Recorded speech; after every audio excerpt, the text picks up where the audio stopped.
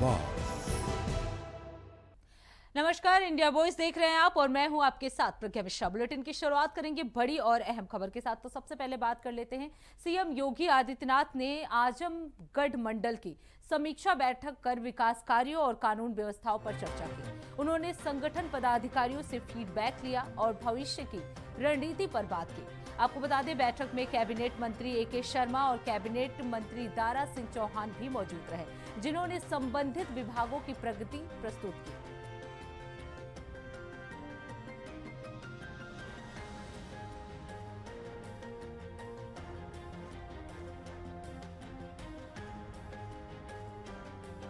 तो आपको बता दें, आजमगढ़ में सीएम योगी आदित्यनाथ ने कैबिनेट बैठक ली। इस बैठक में कई पदाधिकारी भी जो हैं वो मौजूद रहे, कई विभागों के अधिकारी भी इस दौरान मौजूद रहे। इसके साथ ही आपको बता दें, कई विषयों पर भी इस दौरान चर्चा की गई। संगठन पदाधिकारियों से फीडबैक भी लिया गया। जिस जिस क्षेत्र में वो बिलोंग करते थे, उन सभी क्षेत्र का जायजा जो है वो सीएम योगी आदित्यनाथ ने लिया, उस पर बातचीत की। क्या कुछ सुधार करना चाहिए, इस पर भी चर्चा की गई। इसके साथ ही आपको बता दें, कानून व्यवस्था को लेकर भी विस्तृत चर्चा जो है इस बैठक में की गई। तो सीएम योगी आदित्यनाथ आज आजमगढ़ पहुंचे हुए थे, जहां उन्होंने बैठक में हिस्सा लिया।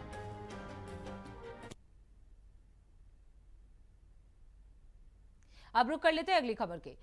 दिल्ली हाईकोर्ट की फटकार के बाद इंडिगो ने 3, 4 और 5 दिसंबर के प्रभावित यात्रियों को मुआवजा देने का ऐलान कर दिया है। आपको बता दें, एयरलाइन 5 से 10,000 रुपए तक के ट्रैवल वाउचर देगी, जो 12 महीने तक वैध रहेंगे। ये कदम यात्रियों की परेशानी को देखते हुए उठाया गया है। तो आपको बता दें, इंडिगो की तरफ से यात्रियों को मुआवजा देने का ऐलान किया गया है। आपको बता दें, इंडिगो जो है वो 10,000 रुपए तक के ट्रैवल वाउचर देगी, जो 12 महीने तक वैध रहेंगे। ये कदम यात्रियों की परेशानी को देखते हुए उठाया गया है। तो आपको बता दें, हाईकोर्ट की फटकार के बाद इंडिगो की तरफ से ये बड़ा ऐलान किया गया है। यात्रियों को मुआवजा देने का ऐलान जो है इंडिगो की तरफ से किया गया है, जिसमें इंडिगो जो है वो 10,000 रुपए तक के ट्रैवल वाउचर देगी, जो 12 महीने तक वैध रहेंगे। ये कदम यात्रियों की परेशानी को देखते हुए उठाया गया है। अब रुक कर लेते हैं अगली खबर की। गोवा में नाइट क्लब में आग लगने से 25 लोगों की मौत के बाद भारत से भागे उसके मालिकों सौरभ लूथरा और उसके भाई गौरव लूथरा को थाईलैंड पुलिस ने हिरासत में ले लिया है। अधिकारियों ने बताया कि नाइट क्लब के सह मालिकों को भारत सरकार के अनुरोध पर हिरासत में लिया जाएगा। दोनों के खिलाफ इंटरपोल का ब्लू कॉर्नर नोटिस जारी किया गया था। आपको बता दें, 6 दिसंबर को birch by Romeo lane night club में भीषण आग में 25 लोगों की मौत के बाद दोनों भाई पुलिस से बचने के लिए भारत छोड़कर चले गए थे। आपको बता दें, दोनों आरोपियों को थाईलैंड के फुकेट में हिरासत में लिया गया। अब उन्हें भारत लाने की प्रक्रिया जारी है। उत्तरी गोवा के अरपोरा में स्थित night club Birch by Romeo Lane में भयानक हादसे के कुछ ही घंटों बाद दोनों फुकेट रवाना हो गए थे। उन पर गैर इरादतन हत्या के आरोप हैं। तो आपको बता दें,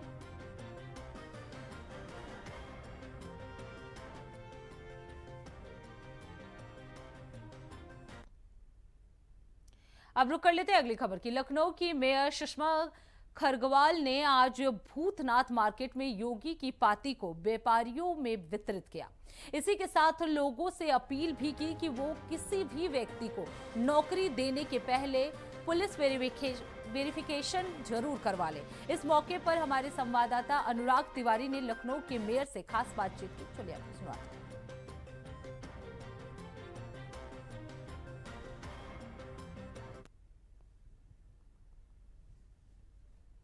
लखनऊ की मेयर सुषमा खरगवाल इस वक्त लखनऊ की प्रमुखतम मार्केट्स में से एक भूतनाथ मार्केट पहुंची हैं, जहां पर वो योगी की पाती व्यापारियों को वितरित कर रही हैं, उनसे कम्युनिकेट कर रही हैं। तो देखिए, अब की बार संवाद वाला एक्शन मोड नज़र आ रहा है। मैम, नगर निगम वैसे तो एक्शन मोड में नज़र आ रहा है, योगी जी ने निर्देश दिए, उसके बाद जो है वो ATS ने भी डाटा मांगा, आपने भी तमाम जगह पर डाटा मांगा, लेकिन अब की बार संवाद वाला एक्शन मोड भी नज़र आ रहा है। बिल्कुल, जनता से संवाद करके और व्यापारियों से विशेष तौर पे कि आप अपने प्रतिष्ठान में इनको रोज़गार न दें। हमारे देश का रोज़गार तो हमारे देश के युवाओं को ही मिलना चाहिए। हमारे संसाधन को हम ही लोग यूज करें, न कि बाहरी आके उस पर कब्जा करें। मैम लगातार एक्शन मोड देखने को मिल रहा है, लेकिन अभी कितना समय है जिसका इंतजार है कि सारे जो अवैध बांग्लादेशी हैं वो चले जाएंगे और हमारी माटी पे जो रोजगार है वो धीरे धीरे हर काम करने से जब जन जागरण होगा, जनता चाहेगी तो 1 घंटे में भी लोग चले जाएंगे। जन जागरण के ऊपर है, जनता जैसा चाहेगी वैसा होगा।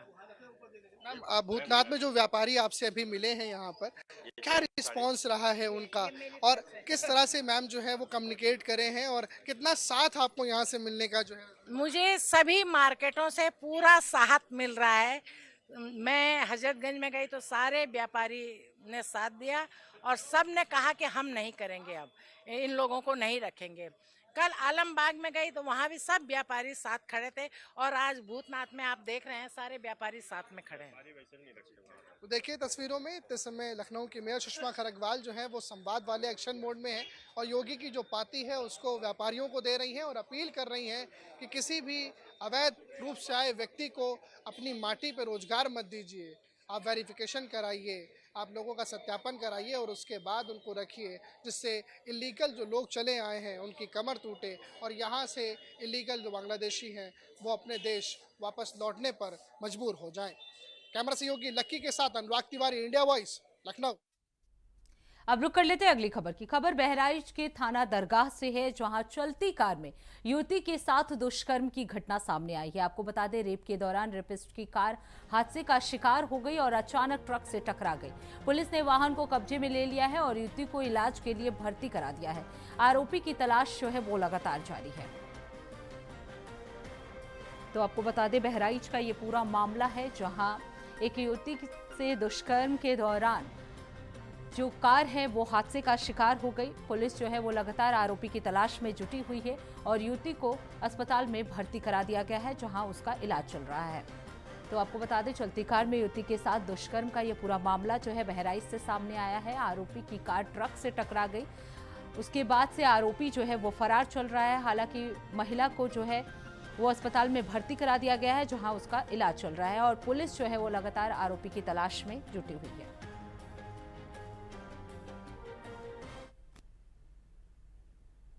दरगाह थाना क्षेत्र में एक सूचना मिली थी एक रेप की, तो पुलिस ने त्वरित कार्रवाई करते हुए जो पीड़िता है उससे बात की, उसको उसके साथ तक पहुंचे और मेडिकल जांच के लिए उसकी मेडिकल जांच कराई गई।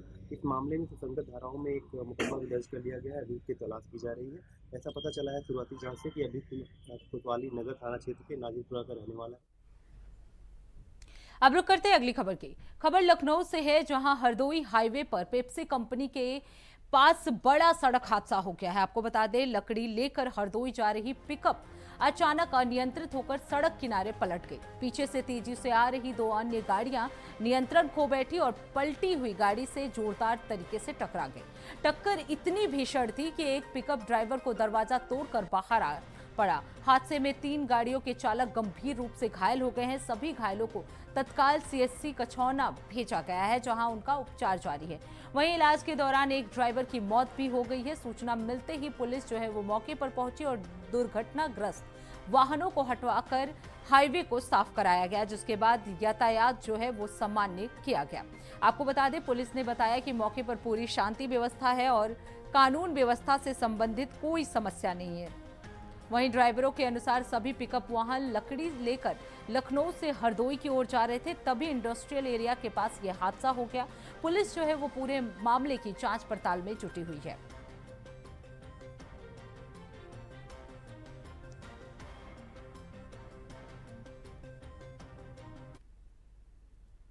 अब रुक कर लेते हैं अगली खबर की। खबर सिद्धार्थनगर से है, जहां जिला अधिकारी कार्यालय का आज रियलिटी चेक किया गया, लेकिन नजारा चौंकाने वाला था। आपको बता दें, गाइडलाइन के अनुसार सुबह 10 बजे तक जिला अधिकारी को अपने चैम्बर में मौजूद होना चाहिए था, लेकिन निर्धारित समय बीत जाने के बाद भी डीएम अपने दफ्तर में नहीं मिले।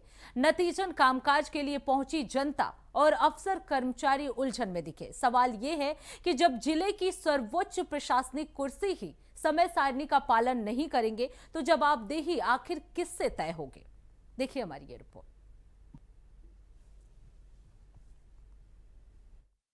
आज मैं रियलिटी चेक करने के लिए जिलाधिकारी कार्यालय पहुंचा हूं। वहां देखता हूं कि जिलाधिकारी का समय है 10 बजे से 12 बजे तक लोगों की समस्याएं सुनने के लिए। अब देखना यह है कि जिलाधिकारी अपने कार्यालय पे अभी पहुंचे हैं या नहीं। यहाँ कुछ फरियादी भी हैं, उनसे भी हम बात करता हूँ। आप चाचा कितने बजे से यहाँ हैं? मैं यहाँ 10:15 बजे से खड़े हूँ। तो क्या अभी जिलाधिकारी साहब नहीं पहुंचे हैं जी कार्यालय? जी नहीं, अभी कार्यालय नहीं है। तो क्या समस्या लेके आए थे अपनी? जी हाँ, समस्या वो फ़ोन गया था कलेक्ट्रेट से, शाम में गया था कल और आज सुबह भी आया कि पिछले 12 तारीख को आपने दरख्वास्त जो दिया था उस पर कोई चेक करने गए, कोई फ़ोन गया किसी का कि नहीं, मैंने कहा कुछ नहीं। तो कहीं मैं आपका नाम लिस्ट में लिख देता हूँ, कल आइए डीएम साहब से, कल थर्सडे है, वहाँ आप सब कुछ सुनेंगे। तो आप कितने बजे यहाँ पहुंच गए? हम यहाँ तो पहुँचे हैं 9 बजे ही, लेकिन यहाँ आया हूँ 10:15 बजे। अभी नहीं मिले? अभी नहीं मिले। ये थे फरियादी जो फरियाद लेके पहुंचे हैं जिलाधिकारी कार्यालय और अभी तक जिलाधिकारी कार्यालय पे अपने नहीं पहुंचे हैं। आइए हम देखते हैं उनके कार्यालय में, उनके कक्ष में जो उनका कमरा होता है उसमें अभी तक वो पहुंचे हैं या नहीं। मैं जिलाधिकारी कार्यालय पहुंच गया हूं रियलिटी चेक करने के लिए। आइए आपको दिखाता हूं जिलाधिकारी अपने कार्यालय में है कि नहीं। मैं अपने कैमरामैन से चाहूंगा कि अंदर देखिए कौन है, अभी पहुंचे हैं या नहीं। देखने की बात यह है कि यह है जिलाधिकारी कार्यालय। आप देख सकते हैं फरियादी भी बैठे हुए हैं। अभी तक इस कार्यालय में जिलाधिकारी नहीं पहुंचे हैं, अपने चेंबर में भी नहीं दिख रहे हैं और भी लोग समस्याएं लेके पहुंचे हैं। आप जैसे कि देख सकते हैं इनका बोर्ड भी लगा है। मैं कैमरामैन से चाहूंगा कि बोर्ड दिखाए उनका जिलाधिकारी कार्यालय का। समय है इनका पहुंचने का जिलाधिकारी का 10 से 12 बजे तक लोगों की समस्या सुनने के लिए, लेकिन अभी तक जिलाधिकारी अपने चेंबर में नहीं है। अब देखने की बात यह है कि फरियादी आखिर अपनी फरियाद किसको सुनाएगा। सिद्धार्थनगर से राकेश यादव, इंडिया वॉइस। अब रुक कर लेते हैं अगली खबर की। प्रयागराज में 15 दिसंबर को प्रतियोगी छात्र यूपी लोक सेवा आयोग का घेराव कर आंदोलन करेंगे। आयोग के कथित भ्रष्टाचार के आंदोलन के खिलाफ महा आंदोलन जो है इन छात्रों द्वारा किया जाएगा। आपको बता दें संयुक्त प्रतियोगी छात्र हुंकार मंच की ओर से पोस्टर जारी किया गया है। पोस्टर पर लिखा है कि भ्रष्टाचार के खिलाफ महा आंदोलन और पोस्टर के बैकग्राउंड में आयोग गेट पर प्रतियोगी छात्रों के आंदोलन की तस्वीरें लगी हुई हैं। वहीं बीच में बंद मुट्ठी दिखाई गई है जो प्रतियोगी छात्रों की एकजुटता का प्रतीक है। अखिलेश यादव ने भी प्रतियोगी छात्रों की ओर से जारी पोस्टर को एक्स पर पोस्ट कर बीजेपी पर निशाना साधा है। अखिलेश यादव ने लिखा कि नौकरी बीजेपी के एजेंडे में है ही नहीं, बीजेपी जाए तो नौकरी आए। उन्होंने लिखा कि हमारा नैतिक समर्थन प्रतियोगिताओं के साथ हमेशा रहा है और रहेगा भी। ये राजनीति का नहीं, युवाओं के भविष्य का सवाल है।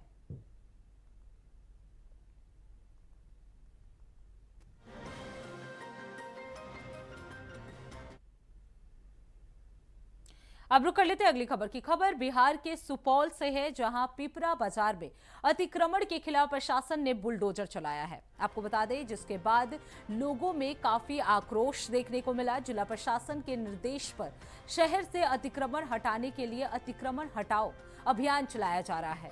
इस अभियान के दौरान अंचलाधिकारी उमा कुमारी, नगर पंचायत के कार्यपालक पदाधिकारी प्रियंका कुमारी और पिपरा पुलिस बल जो है वो मौजूद रहे। तो सुपौल का ये पूरा मामला है जहां प्रशासन का बुलडोजर एक्शन जो है वो देखने को मिला है। अतिक्रमण के खिलाफ प्रशासन का ये बुलडोजर एक्शन जो है वो देखने को मिला। इस दौरान कई पदाधिकारी जो है वो मौजूद रहे। तो पिपरा पुलिस बल की मौजूदगी में ये एक्शन किया गया।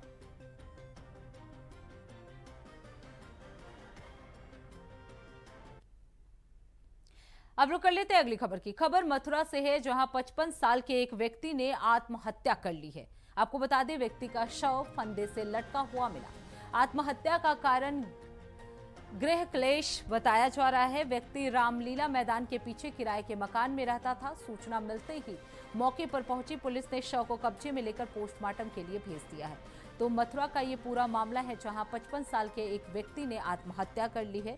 आपको बता दें हत्या या जो आत्महत्या है वो गृह क्लेश के चलते माना जा रहा है। पुलिस जो है वो लगातार इस मामले की जांच पड़ताल में जुट गई है।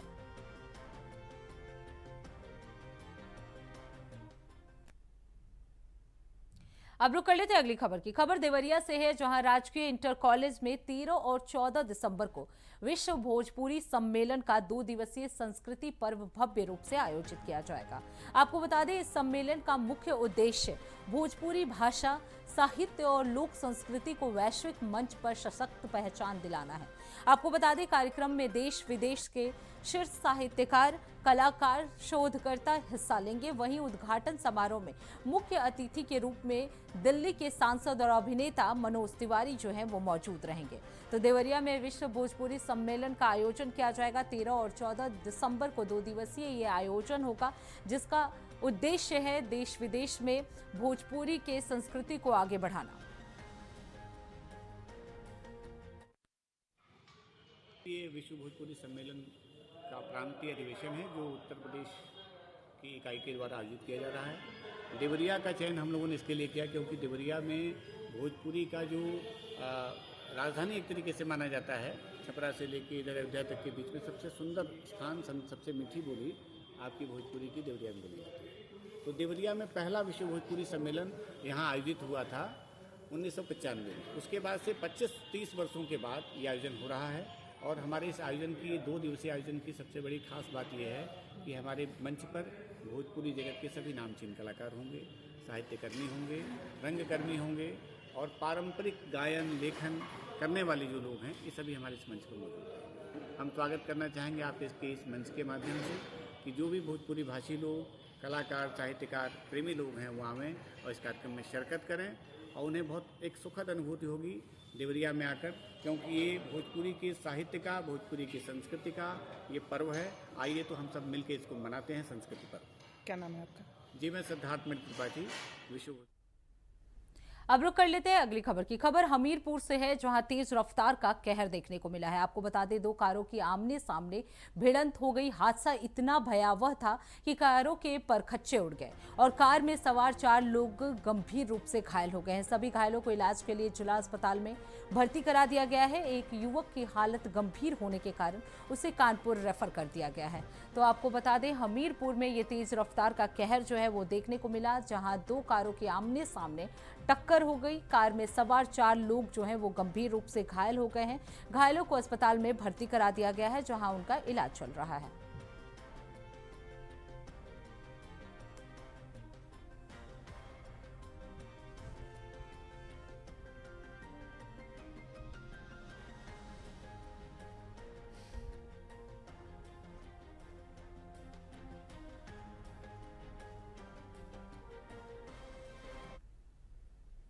अब रुक कर लेते हैं अगली खबर की। खबर मुंगेर से है, जहां NH 80 पर हुए सड़क हादसे में 22 वर्षीय युवक सुमित कुमार की मौत के बाद हालात तनावपूर्ण हो गए हैं। आपको बता दें, हादसे के तुरंत बाद गुस्साए परिजनों ने शव को सड़क पर रखकर जाम लगा दिया है, जिससे घंटों तक आवाजाही पूरी तरह से ठप रही। बताया जा रहा है कि सुमित लगमा से ब्राह्मण भोज खाकर बाइक से लौट रहा था, तभी तेज रफ्तार बाइक ने पीछे से टक्कर मार दी। अस्पताल ले जाते समय उसकी मौत हो गई। वहीं परिजन फरार बाइक सवार की गिरफ्तारी और मुआवजे की मांग पर अड़े हुए हैं। पुलिस मौके पर पहुंचकर लोगों को समझाने में जुटी हुई है और जाम हटाने की कोशिश जो है वो जारी है। तो तेज रफ्तार का कहर जो है मुंगेर में देखने को मिला है।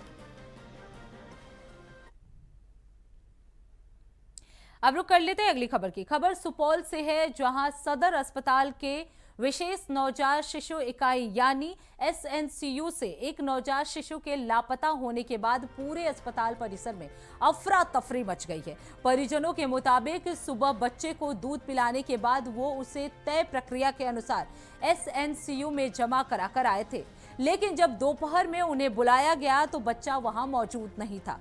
लापता नवजात मधुबनी जिले के पिपराही वार्ड 13 के निवासी देवेंद्र प्रसाद मंडल का बेटा है, जिसे उसकी मां फूल कुमारी ने 7 दिसंबर को जन्म दिया था। स्थिति गंभीर होने पर बच्चे को सुपौल रेफर कर दिया गया है। इधर परिजन दावा कर रहे हैं कि उन्होंने समय पर बच्चे को SNCU में जमा किया था, जबकि अस्पताल कर्मियों का कहना है कि बच्चा परिजनों को ही सौंप दिया गया था। जांच के दौरान SNCU गेट का CCTV कैमरा टूटा पाया गया, जिसकी वजह से रिकॉर्डिंग उपलब्ध नहीं है और जांच में कठिनाई हो रही है। हालांकि अस्पताल प्रशासन और अन्य CCTV कैमरों की फुटेज खंगाल रहा है और पुलिस के साथ मिलकर बच्चे की तलाश जो है वो तेज कर दी गई है।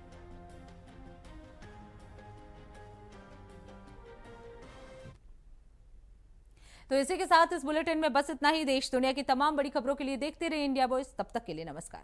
लेकिन जाते जाते एक नजर सुर्खियों पर।